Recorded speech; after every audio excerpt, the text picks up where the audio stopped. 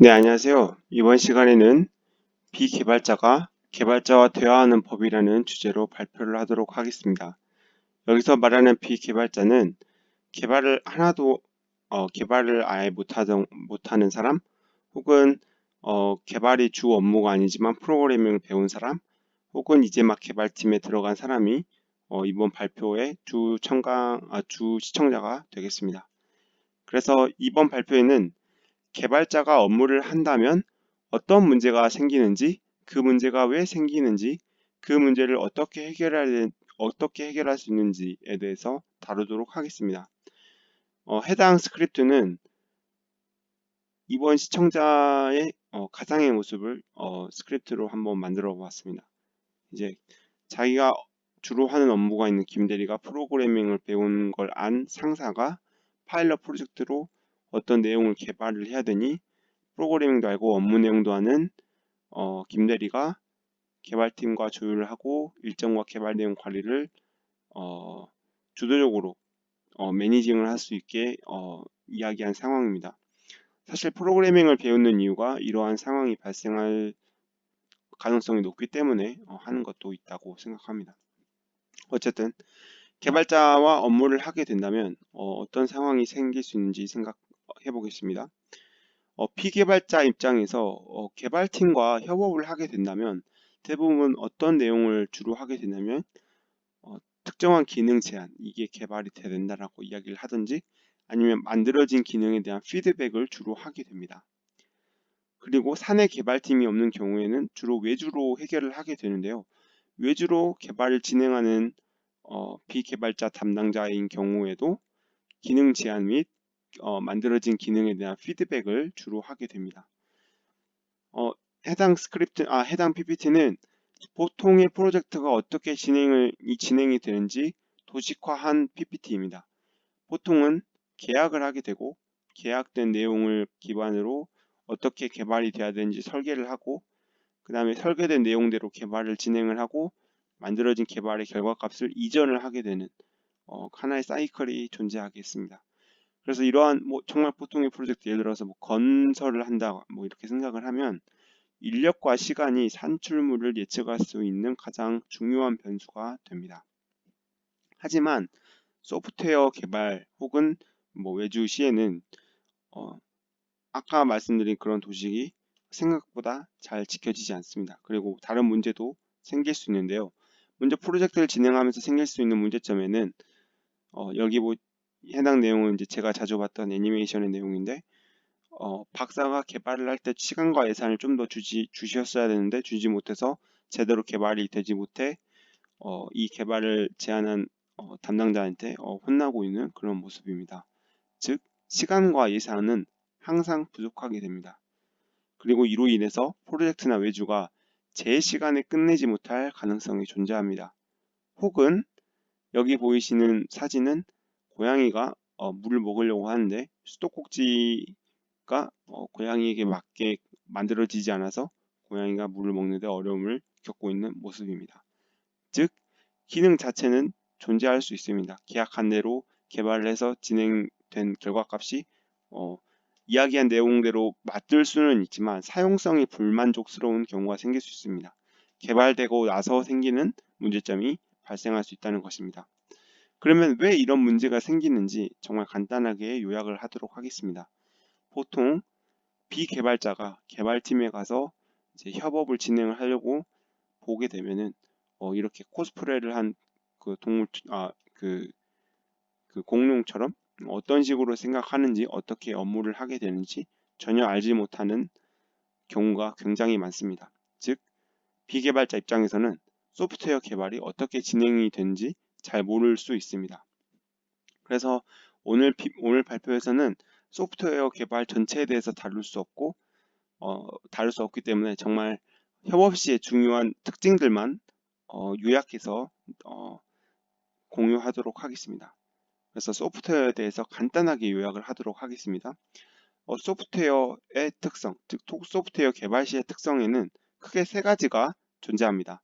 첫 번째는 myth of the bad month, 즉 우리가 생각했던 인력과 시간이 산출물의 중요한 변수가 됐지만 소프트웨어 개발 시에는 인력이 는다고 해서 산출물이 빨리 나오지 않습니다.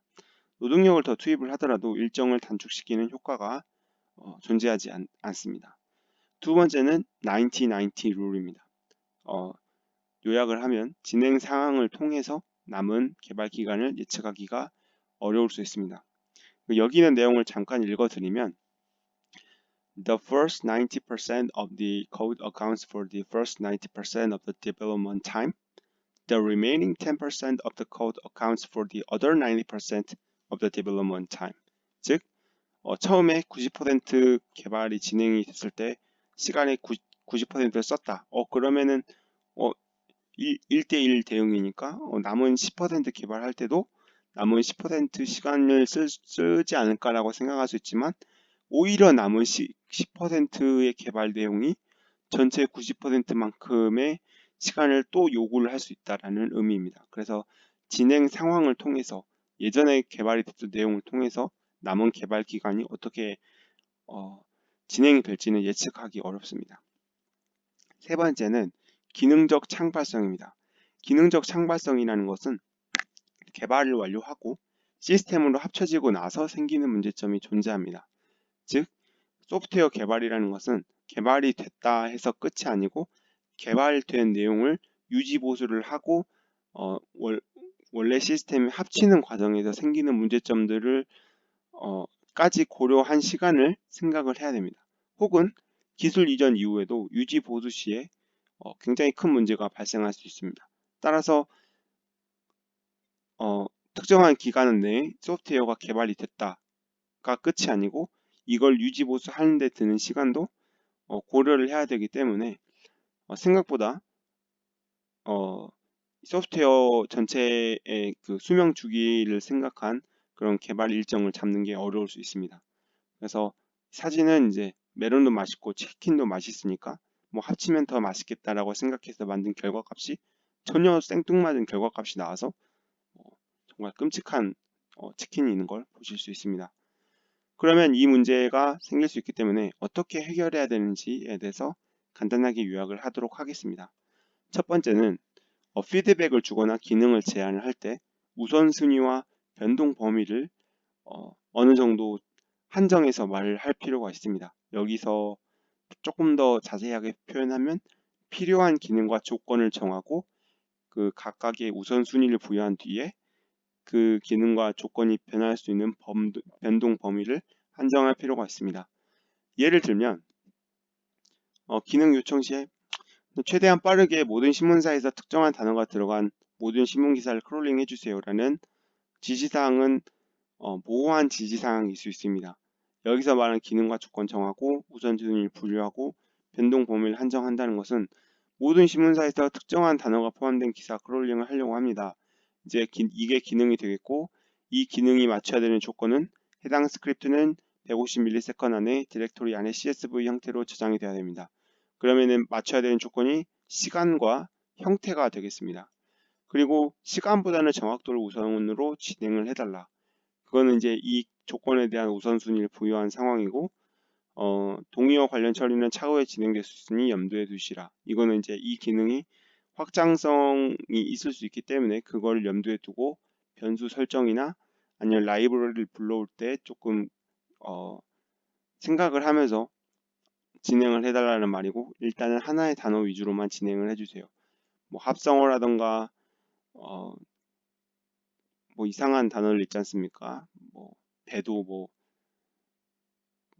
배도 뭐 이게 몸에 있는 배가 있고 먹을 수 있는 배 있고 뭐 이런 식으로 뭐 되게 많은데 일단은 하나의 단어 위주로만 진행하고 그 안에 뜻은 나중에 한다. 그러니까 이게 우선순위가 있지 않습니까?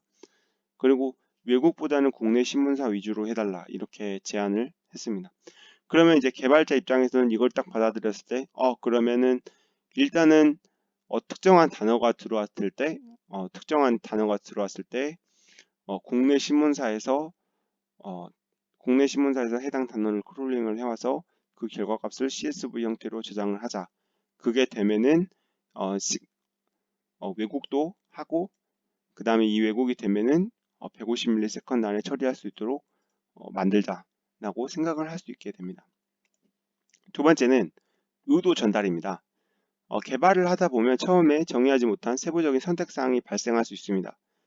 아까 우선순위와 변동 범위를 설정을 하라고 했지만 이 우선순위와 변동 범위가 정말 세부적인 모든 것을 설정을 할 수 없습니다. 따라서 개발자가 개발을 진행하다가 처음에 만들어진 우선순위와 변동 범위에 아예 커버가 되지 않은 내용이 생길 수 있습니다. 이제 그럴 경우에 개발자가 혼자서 해당 내용을 최대한 잘 파악할 수 있도록 이 서비스에 대한 맥락과 의도 전달을 하는 것이 의도 전달을 전달할 것이 아니라 의도를 전달할 것인 거죠. 네, 의도를 이렇게 되겠습니다. 그러면은 어떻게 되냐면 항생 나스닥 S&P 지수를 긁어가지고 5시까지 주세요라는 인스트럭션을 받았다고 가정하겠습니다. 그러면 한국 시간 5시면 나스닥이랑 S&P 미국장은 아직 열리지 않은 상황인데 5시에 어떻게 이걸 긁을 수 있을까라고 생각을 할 수 있습니다. 그랬을 때 아래 내용을 보시면 항생 나스닥, S&P 지수가 5시까지 필요한데 글로벌 동향을 파악하기 위해서 필요합니다 라고 하게 된다면 그러면은 일단은 5시까지 올라온 것만 올리게 되면은 해당 시간에 파악할 수 있는 글로벌 동향을 파악을 하게 되는 거니까 크게 문제 없겠다라고 생각을 할 수 있습니다. 그래서 이런 식으로 이 기능에 대한 의도를 어느 정도 알려주게 되면은 개발자 입장에서 이제 공유되지 못한 내용을 혼자서 결정을 할 때 도움이 될 수 있습니다. 세 번째는 단계적으로 개발을 할 수 있도록 지시사항을 주는 것입니다. 지시사항 피드백을 주는 것입니다.